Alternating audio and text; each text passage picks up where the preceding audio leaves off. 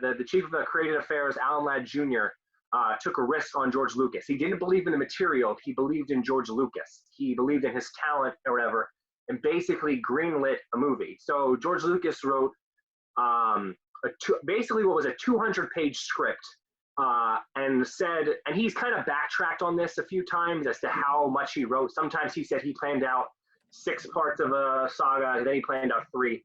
So he said in an interview that I saw, he said that he planned out basically like 3 acts, basically what ended up being 3 films. But he said, there's no way I'm going to get this all done in one movie. So he took the first act and said, I'll make just this. And then hopefully if this does well, I can make 2 and 3. Again, that doesn't necessarily mean Empire Strikes Back and Return of the Jedi were exactly as they were written in the mid-70s. But, he was thinking bigger picture when it came time to make this. He was given approval. They gave him money, not a lot of money, believe it or not, a decent amount, but not what you might imagine for the 70s. I think this was like $11 million in the 70s. I don't know what that translates to today for inflation, if either of you want to look that up. But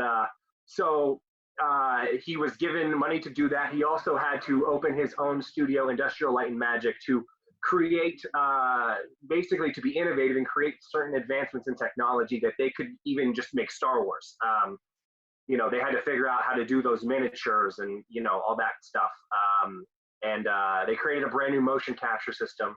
But I'm sure something you all are very interested in talking about. We're going to get into the casting. So here are Luke, Leia, and Han as we know them. But here's who could have been in the roles. This is William Katt. He was in Carrie and an awesome movie from the 70s called Big Wednesday about surfing, if any of you have not seen it. Christopher Walken and Jodie Foster. Yes, and Jodie Foster was like 13 at the time, but she was actually under contractual obligations to Disney for, I believe, 1 or 2 more movies, so she couldn't do it.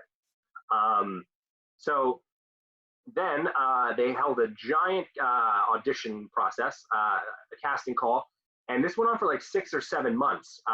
George Lucas was looking for not just the best actors, but who could also have the best chemistry. And he actually wanted to go for more unknowns for these 3 lead characters. He just thought, his thought was basically, with something like this, you'd side more with the character if you didn't know the actor behind them, all right, so here is an image of Kurt Russell and William Katt auditioning for Han and Luke. You can see this on YouTube, like the actual screen test, but they both auditioned for the roles. And they're not bad, actually. It's a pretty decent audition. I mean, if Harrison Ford didn't get the role, Kurt Russell is not a terrible second choice. But here is Mark Hamill and Harrison Ford auditioning. Mark Hamill basically said when he read the script, this is the worst dialogue I've ever read in my life. And the way he got the role, actually, is he just read it as sincerely as he could. If you watch the audition, he reads it like he's heartbroken, basically, and it works really well for him. And Harrison Ford actually was not supposed to be in the movie. He had just done American Graffiti with George Lucas, and basically they were, when they were auditioning for this, George Lucas called him in just to read lines with the other actors. So he was, the person you're auditioning with. And after time, it just kind of became natural that this guy's actually pretty good. This is Han Solo. This is the guy we have. And I mean, the rest is history. These two, they contrast each other perfectly. They complement each other well. You get the young farm boy, ambitious for more than what life has told him he has to be. And then you have the swashbuckler, the rugged scoundrel who, has turned his back on the world, but secretly has a heart of gold. And then, of course, there's Carrie Fisher, which I don't have a picture of her auditioning, but she auditioned for the role. And, you'd think she'd be perfect for a part who's a princess anyway, because she comes from Hollywood royalty. She is the daughter of Debbie Reynolds and Eddie Fisher. Debbie Reynolds from Singing in the Rain, of course. Sissy Spacek auditioned for Princess Leia because they were doing a casting call for both this and Carrie at the same time, because Lucas and Brian De Palma are friends. So some actors that auditioned for this that are in Carrie and vice versa. So that kind of worked out. Like William Katt, you saw play Tommy Ross in Carrie, and they just kind of went back and forth and said, all right, now you're going to read for Carrie. So anyway, that's all what could have been. And here are your 3 lead characters. And then, of course, you know, they did want to get somebody with a bit more gravitas and stability for Obi-Wan Kenobi. They did need a name actor for that. So they actually went to Shiro Mifune. He is an amazing Japanese actor who was in Seven Samurai, Rashomon, Yojimbo. He's pretty much Kurosawa's golden boy, Kurosawa. So they went to him, and he didn't quite like the Jedi are basically kind of influenced by the samurai, and he didn't like the way that he felt it was portrayed in the script. So he said no, and then they went to Alec Guinness, amazing character actor, did a lot of great British comedies in the 50s and 60s, you know, Lavender Hill Mob, The Lady Killers, also known for Bridge on the River Kwai and Lawrence of Arabia. An amazing actor. And this kind of gave Fox a bit more confidence that at least they had somebody, you know, with name behind them. In terms of the other casting, here is Peter Mayhew as Chewbacca, unmasked.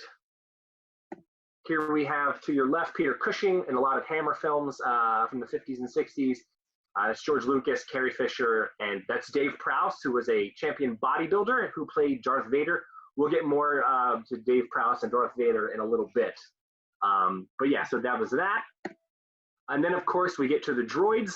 The droids actually, George Lucas kind of shaped this movie similarly to Hidden Fortress, the Kurosawa film, where basically the movie is kind of told from the perspectives of the comic relief, the supporting characters, if you will. Like in Hidden Fortress, there's two, they're like thieves who basically kind of get stumbled into the action, and they're in the entire film. That was who C-3PO and R2-D2 were based off of.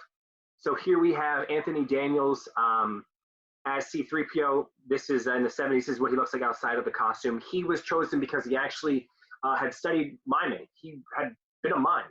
So worked out quite well for this. And then there is Kenny Baker. Believe it or not, there's an actor inside that R2-D2 suit.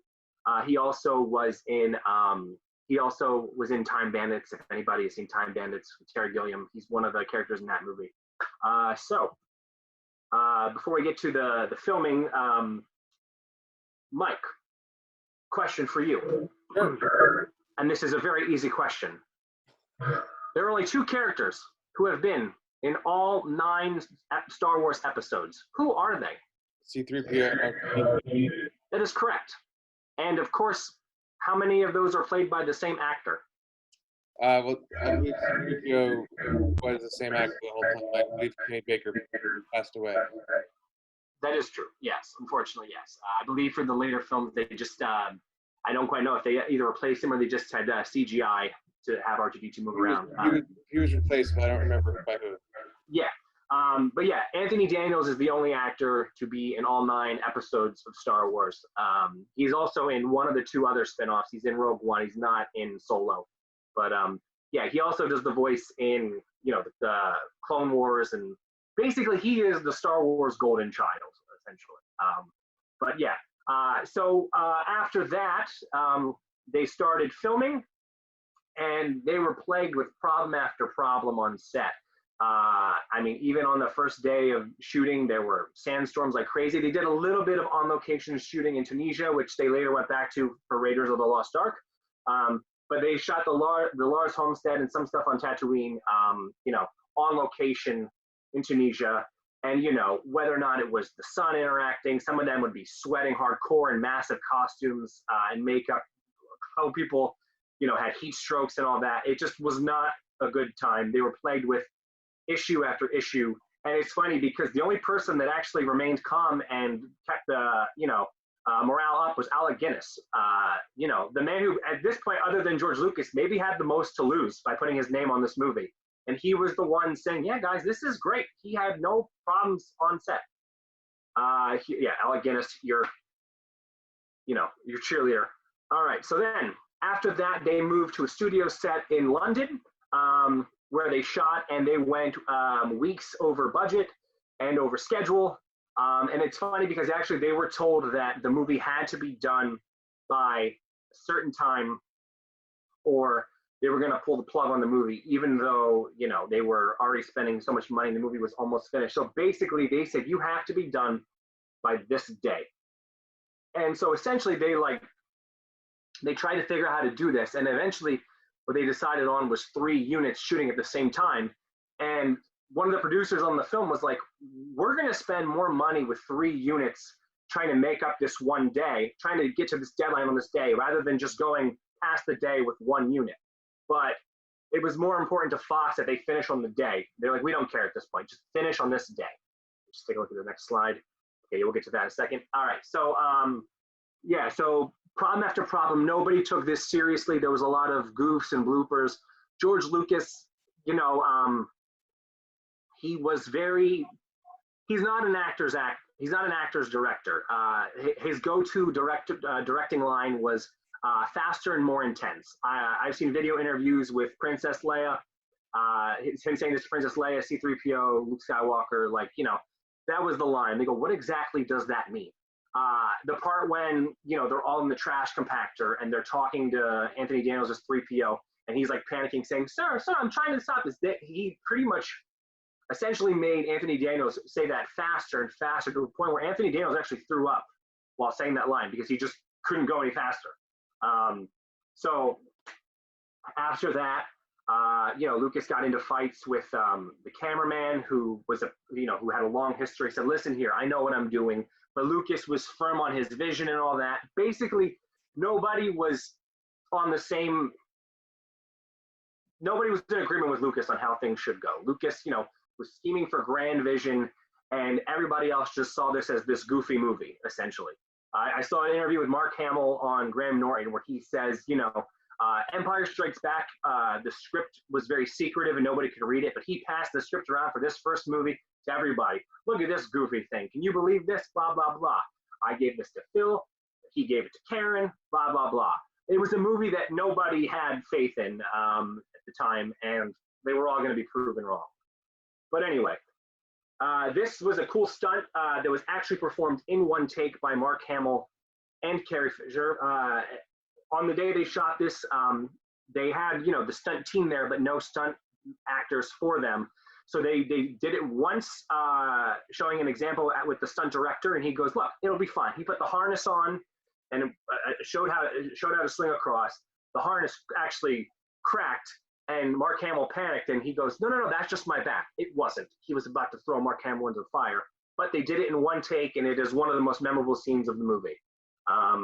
Next shot we have here. All right, we'll get to that in a second. So anyway, so in addition to that, Alan Ladd has been going to bat for George Lucas this whole time, is getting notes from Fox saying, what is up with this movie? Blah, blah, blah. Why did we approve this? This is just not working. You're going to be fired, essentially, is what they told Alan Ladd. So the principal photography gets done. They start editing the movie. And it's kind of a disaster. George Lucas is very upset with what he sees. He shows it to a group of people, and they don't like it either. He ends up firing his editor, and works on the film himself. Basically, the way the original cut was, it was a lot of master shot that would just kind of punch in on people whenever they had dialogue, and it kind of really slowed down the pace. Keep in mind, this is even before the music is added in. So basically, George Lucas hired a team of editors, told them to, you know, the rhythm of the movie should be dictated by the editing. So there's a couple of quick cuts, you know, there's a few action shots, and action editing. It gave it more life, more flavor. So, and here's a little fun bit. This Tusken Raider, who, you know, knocks out Luke and does this thing, only did it once. They actually rewind and fast forward the editing multiple times to make it look like he's doing this. So after that, while the editing is happening, with a lot of the post-production work and the special visual effects, again, nobody was on the same level with Lucas's vision of the movie. He ended up having to come in and oversee a lot of the visual effects himself. You know, a lot of this was, they would do a lot of miniatures, green screen behind it, but it wasn't going the way he wanted. And basically, they had to do 100 visual effects shots, and they had to do about a year's amount of work in 6 months, because this film was originally supposed to come out in Christmas of 1976, but they just knew it wasn't going to be ready in time. So instead, they pushed it to, I believe it was June of 1977. It eventually got pushed up to May, but they pushed it to June to allow more visual effects. Okay, here's another shot of them playing on set with the film. So in terms of the battle sequences, again, they weren't they weren't understanding what Lucas wanted. So he showed them a lot of aerial dogfights from classic war movies, and then that's what you get with all these TIE fighters and all that, and these battle scenes, which are incredible. I mean, the last like 20 minutes of this movie is insane, and it's just, there's actually a thing you can see on YouTube. I believe it's like 10 minutes, otherwise I would have included it here, but you can see like shot by shot comparisons of other scenes in this, and a lot of them are literally exactly the same. And it's pretty awesome, actually. Okay, so after all that, you know, visual effects are laid in, special effects. Darth Vader, we'll get to the voice in a second, but the voice of Darth Vader was done by, you know, recording the inside of a scuba tank, and that's where you get that's where that comes from. Chewbacca, the sounds that Chewbacca makes are a combination of lions and tigers and dogs and bears and all that other stuff. And basically, they would mix the sounds together and then essentially create a language for Chewbacca. And the voices that R2-D2 makes are basically Ben Burt, who was the person doing the sound effects, essentially baby talking into a microphone and then tweaking it with a synthesizer. He also is the voice of Wally in Wally, Fun Story. A very well-beloved Disney Pixar film. Right, Addison? Give me a thumbs up. Okay, cool. Anyway, before we get to Vader, also C-3PO, actually the voice was originally almost not Anthony Daniels. They brought in 2 other actors, and it just didn't work with the way C-3PO moved, and it just didn't sound like him. And essentially, like, Ben Burt was like, Anthony's got this. Like, he has a good voice for this. So he did go in and like have to like redub it, you know. But yeah, he basically gives off this like kind of like nervous British butler vibe, and it works real well. But yeah, he almost was not the voice of C-3PO. In terms of Darth Vader, it's funny actually, because if anybody has seen Spaceballs, you know, the movie that spoofs sci-fi films like this and Star Trek, Dark Helmet, the Darth Vader character, his voice actually was meant to be a joke on Dave Prowse, who was the original voice. I don't quite think it has the same menacing effect, you know, if it's Dave Prowse. It's very funny to hear though. But yeah, James Earl Jones, perfect voice for this. Also Mufasa. And then of course they did the live action remake of The Lion King, live action. Who do you replace James Earl Jones with? James Earl Jones. So, yeah, all right. So everything was finally taking shape, but of course there was one final piece of the puzzle they had to add in, and that was of course the music. They got John Williams, the greatest film composer of all time, who at this point was still, you know, coming into his own. This was one of the full aspects, one of the aspects of the film that actually exceeded Lucas's expectation. He gave this full symphonic masterpiece of a score here, and I mean, the music to me, like, I don't think this movie is the movie it is without this music. But yeah, they did the whole thing in 12 days, and it's just truly an incredible experience. All right, so then Star Wars is going to be released. The problem is no theaters wanted it. It came out in about 40 theaters actually at first, and they were actually afraid that it was going to get buried because I believe originally it came out the same weekend as Smokey and the Bandit, and they were afraid that it was going to get buried next to that movie. So they pushed it up a couple of weeks or months to the end of May. And basically, again, no theaters wanted it. And so basically what the distributor said was, there was a movie that was an adaptation of a novel called Other Side of Midnight. I believe Susan Sarandon's in it. But basically what the distributors were telling everybody is, if you want Other Side of Midnight, you have to play Star Wars first. Worked out real well. Yeah. So, but nobody knew how this was going to be. People were just expecting it to flop. And instead, that's Other Side of Midnight.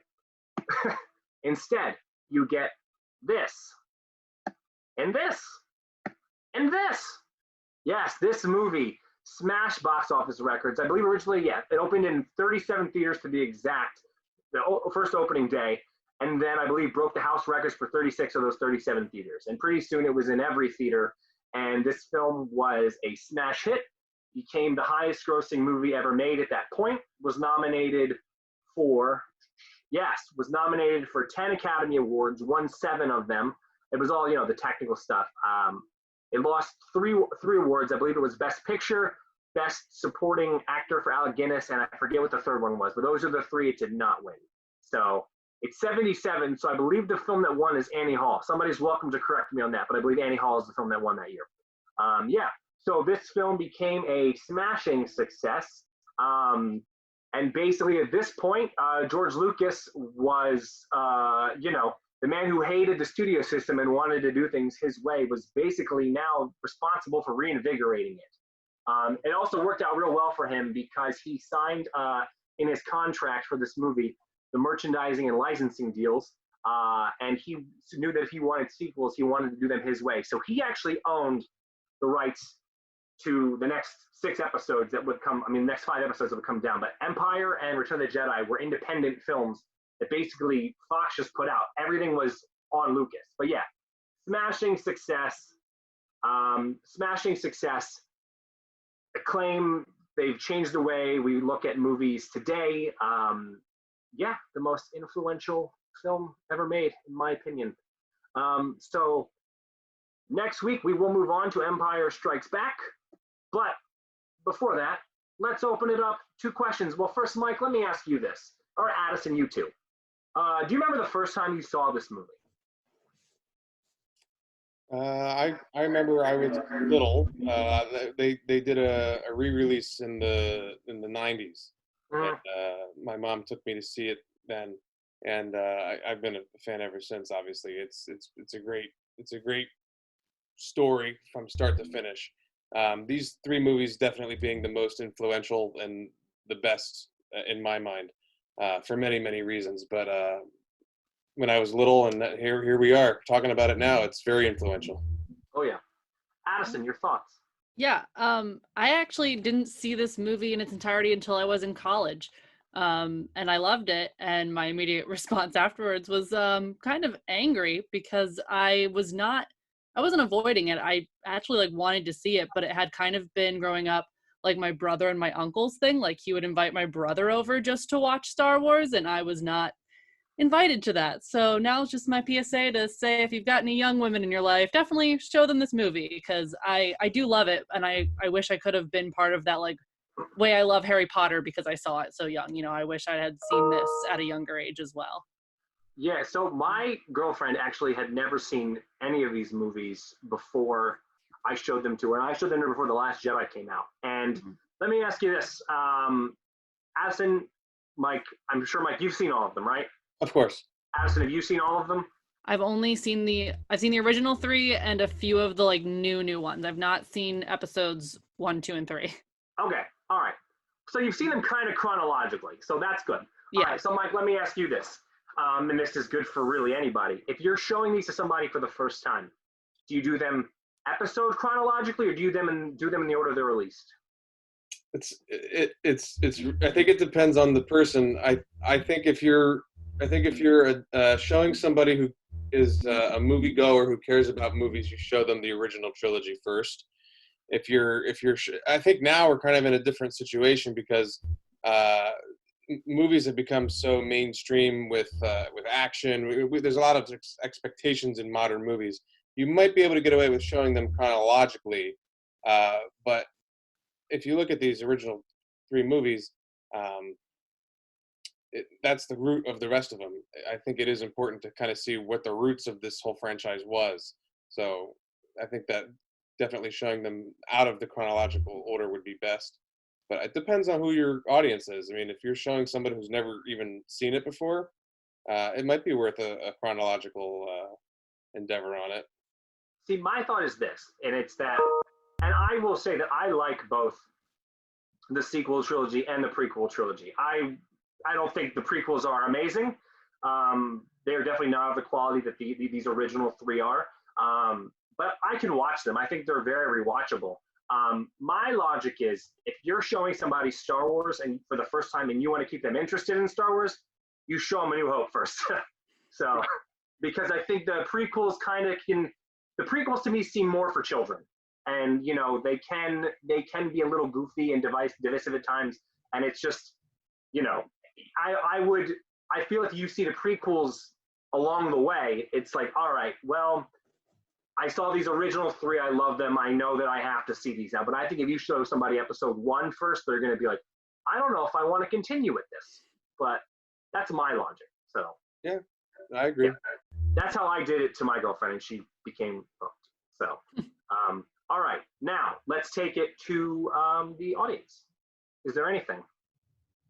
So reminder, if you have a question, you can write to Lero, or if you want to like come on screen and ask your question, you can raise your hand. There's a raise hand button, or if you want to physically put on your screen and raise your hand, you can do that too.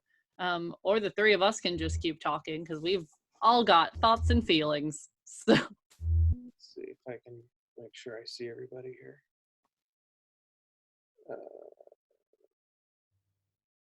All right, Mike, while you're looking, we got somebody? No, I'm watching. Okay. But I followed up with your $11 million budget set for inflation. So you said he did this movie on $11 million. Is that I correct? believe it's 11 million. Yeah. So adjust it for inflation now. That is $73 million. Okay. Well, it's made a lot more since then. I can tell you that. You know, definitely it definitely made more than it's made back its budget. That's for certain. But yeah, so 73 million for a Star Wars movie, even today, you're like, that is way too cheap for a Star Wars movie. But yeah, all right. So Addison, let me. No, I mean, Mike, you're welcome to chime in on this. Are you familiar, Addison, with the different editions of the original trilogy? There's different versions. Did you know that? oh, what do you mean? Like, I know that they're remastered, like, because just today when I saw it, I was like, Jabba the Hutt looks way better than the first time I saw him. So, okay, so there we go. All right, so these movies were made in the 70s. And then, as Mike said, he saw the special editions in the 90s in theaters, right? Mm-hmm. Yeah, me too. So basically what George Lucas did is went back and tweaked these original 3 movies because technology caught up to what his vision was. And so a lot of these things have additional, you know, shots, extra visual effects that look like they're in the 90s. You know, like if you watch it now, if you watch what you think is from the 70s, it's going to have all these effects from the 90s in it. So there's computer animated images and all that. They add a couple of extra scenes in, you know, some backdrops are changed. Some things I won't like do look better in terms of the overall aesthetic, but then there's other things that are just completely ridiculous. I'll give you an example of something. Greedo. Are you familiar with the whole Han shot first debate, Addison? Yes. You are? Mm-hmm. Okay, cool. So for those of you that aren't, if you've seen the original film, like from the unaltered version, Han Solo has a conversation with Greedo and basically shoots him. If you see the special edition, Greedo shoots first, and it very much alters Han Solo's introduction. It makes him less of a badass. And it's just, there's been whole campaigns of Han shot first. There have been a couple of re-releases where they've, again, modified more, but every time it's still Greedo shooting first. They add a scene in with Jabba the Hutt, which was not in the original film. Back when these movies were released, Jabba the Hutt actually wasn't introduced until Return of the Jedi. He did shoot a scene with a human actor for A New Hope, which is what you see in the special edition of A New Hope. But they animated the Jabba we now know onto this human body. So they took a deleted scene, put it back in, and animated the giant slug worm thing. Okay, that's what I thought, because I think the first one I saw did not have Jabba the Hutt even in it, so I was just confused by that. We do have 2 questions that came in to me, Anthony. Okay. Do you know why Lucas started with episode 4? I don't know why he named it episode 4. I think in his mind, they're based off of books, though, right? Because like this is all him. It's this not? is all his original concept. Yeah. Oh. I think the way he had it in his mind was, and again, he is backtracking this. I've read things where he says he imagined 3 parts, he imagined 6, he imagined 9. I think he forgets what you say, Mike? It's a space opera. I mean, that's kind of the whole point, is that he it doesn't matter what he called it. He could, I don't think he expected it to be this popular, but he basically set himself up for a prequel series, for, you know, a sequel series, for anything in between, because it's classified as a space opera. You're just plopped into this, just like a regular opera would be. When this originally was released, it was just called Star Wars, and like the opening crawl just read Star Wars. Mhm. It wasn't until they did when they announced Empire that like things tweaked, and then Episode 4 came on the screen. So yeah, and then it's like Mike said, either one of two things happen. Either one, just like the serials, he decided either it was just cool to have it be episodes 4, 5, and 6, or it's at that part he was laying the groundwork for if I ever want to come back to this in the future, I can do an episode 1, 2, 3. Yeah. And it kind of works that way in the sense that like the prequels and the sequels tell the rise and fall of Anakin Skywalker as Darth Vader. If you add in the sequel trilogy, then it becomes the Skywalker saga, where basically each trilogy kind of has a different Skywalker at the forefront of it. So here we have another question, Anthony, from C. Smith. How do you think Lucas did with continuity between Revenge of the Sith and A New Hope, since they were done so many years apart?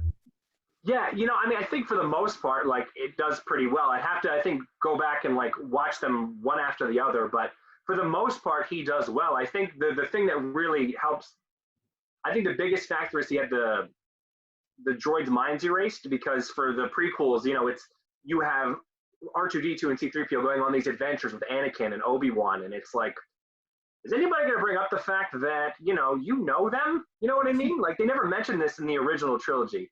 But yeah, I think for the most part, the continuity is great. And oh my God, Rogue One, the last 5 minutes of that leading into this movie is fantastic. Like, watching those two back to back, which I've done, is fantastic. So I think for the most part, the continuity is pretty solid. Yes, there are a couple of things I think that you're going to be a victim of because you've made these movies so far apart, and there's no way to correct it. But for the most part, I think it's pretty terrific. So. Cool. We have another question here too. We have a few that came into me as well. So we have from Blazarem, I think that's their name. Why do you think people wanted to see the first Star Wars so badly? Did they see it as a mystery science theater, thinking it was a joke, and then realize it was more than that? Because I know, like, I think they're talking off of, you said pretty much everyone thought this was gonna flop. So what do you think it was that actually brought audiences to it? Did the audiences take it more seriously, or they're like, let's see this train wreck? Yeah, I honestly just think it's the timing. I think if this movie comes out too early, it's like a ripoff of old stuff like Buck Rogers and all that. Mm-hmm. It came out at just the right time. Like I said, like, this was at a time when, the Vietnam War is ending and, people are still sour from Watergate. And I think this was just like a real pick-me-up. This was something people hadn't seen in so long. This, like I told you, like when we did the Raiders talk back, this was, they don't make movies like this anymore, but also breathing new life in and reinventing. This, I think, for a movie was that go-to escapism. You know what I mean? This was something that people needed at this time. And it's like, after you have like a couple of incredible years of like Star Wars and Superman and this, and it's just, these are the pick-me-ups. Granted, Jaws is about a killer shark. You get what I'm saying. Mm-hmm. So, yeah, I just think this was a fantasy throwback. The characters are actually very relatable. Just gonna say. They are relatable. They are these go-to traditional types, but they also defy them in different ways. I think it's just, I think it's hard not to like this movie personally, and I think it's a case of word of mouth. Somebody sees it, they tell two friends, then those two friends tell two friends, and Nice. Yeah. I also have a question from Courtney, which I actually wrote down the same question because I forgot about this. What do you think the blue milk tastes like? I know what it tastes like because I've had it. You have? Yep. What does it taste like? It's cold and frothy. So milk? Yes. With blue dye in it? Yep. It kind of felt very modern now, actually, because I feel like that's what a lot of Starbucks lattes look like. Like you get like a lavender cream latte, and that's pretty much the color.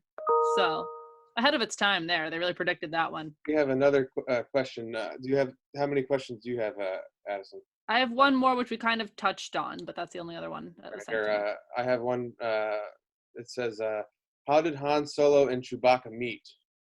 So, you want me to touch on that, or do you want it? You can do it. Go for it. Yeah, so, we're probably gonna say the same thing, so you go for it. So we don't find that out in the original trilogy, and we don't find. I guess we have to preface with spoilers, if you haven't seen the movie Solo, which is about Han Solo. that's the movie that they meet in. Han is younger, and he's actually at that point he's not a soldier for the Empire, but he's a mercenary at that point. But is that correct, or was he still an Imperial soldier? I don't remember.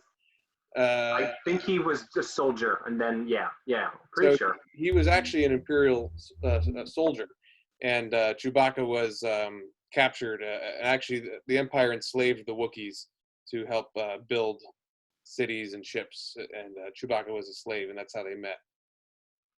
They got thrown in the same cage, and that's where the friendship started. It's actually a pretty good intro. I mean, you could say what you want about Solo, but like their meeting, the scene when they meet is actually, I think, one of the best parts of the movie. And it's funny. That movie's pretty good. A lot of people didn't like the actor, but I think he did a pretty decent job of copying the nuances of Harrison Ford's performance. Yeah, and he's also younger, so it's very much like here's a glimpse of what I can become. You know what I mean? Like, this is him coming into his own. Yeah. All right, what else we got? So we have from Derek, like I said, we kind of touched on this already, but Derek wants to know, was it originally going to be in the style of rock opera before Williams was brought on for the music? Oh, no. I think it was always, it's funny actually, because this was a time when for the most part, like it's the late 70s, disco is what's going on. Yeah. I think there was some discussion of that, but I think he always wanted like a classic kind of feel to it, because again, the space opera, that's the sound. Like if you watch the old Flash Gordon stuff, it has a similar sound to what Star Wars is, to the sound of Star Wars. Yeah. I think that was always his intention, to have this big symphonic. Yeah. He definitely put a disco flair in it, because look at the Death Star. It's a giant disco ball. Right. But no, all the characters have their own themes, their own motifs, and it's you get this very romantic theme with Leia. The Darth Vader theme is my ringtone for my mother. Fun story. So, lovely woman. Nice. It's just I needed something to tell me when she's calling. I love how you talked about Darth Vader's voice. Obviously, the actor under there wasn't the final voice, but have you ever seen Chewbacca with Han Solo acting out scenes? Because obviously the lion and dog noises weren't there either. Chewbacca actually had words. There was a script for him, and that's actually rather amusing too. That you thought about. They put the thought into what he was actually saying, so that Harrison Ford could respond to it and react to it. Yeah, those you can find some of those on YouTube. But no, Chewbacca has a very British voice. It's very funny. Like, it's great. Definitely treat yourself to those if you can. What else we got? That's all I have from me. If anyone else has any questions, you can shoot those over to Lero. I'm trying to look if there's anything else I wrote down. Oh, I just wrote down some stuff that I found just funny that like maybe other people probably noticed this because they've watched it a bunch of times. So this is actually probably only my second or maybe third time watching through this film, of how many times Han calls Leia sister when they get on the I'm like, what is this? Because he doesn't do it like any other time in the film except for like right after they escape. I'm like, is that just like his nervous tick? Like he just gets nervous and calls everyone sister? Yeah, right.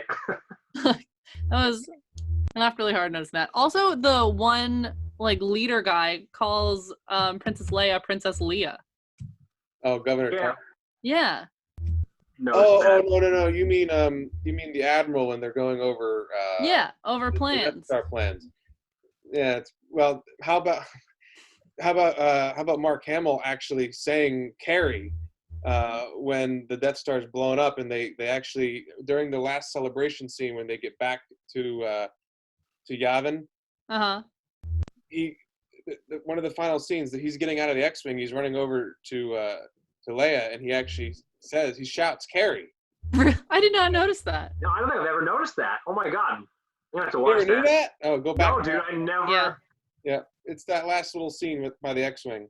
Yeah. Maybe I've just been so invested, I've blocked out any errors in my head. Yeah. They just don't get into my senses. But, here's I don't know if you knew this, Mike, but like, so I have this. This is the episodes 1 through 6. It comes with about 40 hours of extra features. I should take some time during this quarantine and watch all of them. Yeah. But I have watched the deleted scenes for A New Hope, and they're about 20 minutes. It's about 20 minutes of extra footage, and Luke talks about his friend Biggs a lot, who, you know, he sees at the end of the movie. But originally, the battle that starts the movie, Luke is on Tatooine watching, and like Luke was supposed to be introduced like immediately into the movie, not 20 minutes in, which is unheard of for a lead character. But like he had scenes with Biggs where basically Biggs is going off, and you know he tells Luke goodbye. Biggs was supposed to be a decent part of the beginning, and they kind of just like write him off at the end. It's like, oh hey, you're here too, and I'm dead. See, Did you know that? See, in opera, you know, you might have the main character be introduced about an hour into the thing. Oh yeah. Oh boy. That's interesting. I never knew that. That's very interesting. Did you ever hear that? Did you ever hear the rumor or the theory that Luke, at that time, might have actually been a stormtrooper?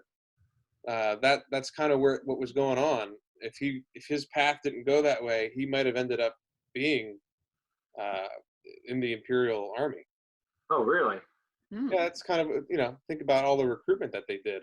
You know, kind of fortunate that obviously his fate was to become the Jedi Master, but it could have, you know, think about it that way. He could have ended up working for the Empire. For his dad. Very different story. Spoilers, yeah. Anthony. Oh my God. Oh shush. So I have, I think, the greatest question in the history of Star Wars, a thing that's been debated for almost 40 years. Our images are probably blocking what I'm about to ask, but in this scene, Chewbacca does not get a medal. Why? I know why. Why? There actually is an answer. You want me to? Yeah, you don't know why? No, is it offensive to Wookiee culture? Yes, actually, they actually go back to Kashyyyk, and they have a ceremony for him there. Yep. Oh, okay. Well, it's not in the movies, so. No, it's not in the movies, but that is what happened. Yep. Yeah, well, in the cinematic universe, he doesn't get a medal. That's sad. He has a medal in our hearts. I know. I forget if I just mentioned this earlier, but like one of the notes that Fox had when they watched a cut of this was, why does the Wookiee not have pants on? Can we get him some pants? This was an actual concern.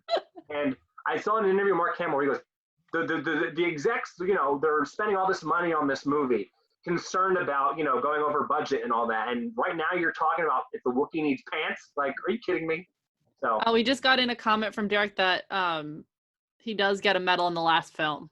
Yes, spoiler alert. I was trying to be conscious, but we don't know if it's. That doesn't sound like that much of a spoiler. He gets a medal. Yes. Yeah. Is it? I somebody can answer this then. Does he get his own medal or does he get Han's medal? Oh well, now you're getting into spoilers. I think we can say it. I personally I've seen that movie once, just because it's been hectic in my life here, but I've studied it pretty intently. I do believe it's Han's medal that they give him at the end of that movie. Still got one. Yeah, he did get a medal. 42 years later. Yeah. All right. Well, anything else? That's all the questions I have that came in. Lero, any others that you got? No, I don't see any. This was great. I mean, and this is not even the best of the three movies. So next week is going to be really, really good. Yeah. Yeah, I got a lot of stuff planned for that one too. That's a great movie. All right. That has its own special shirt.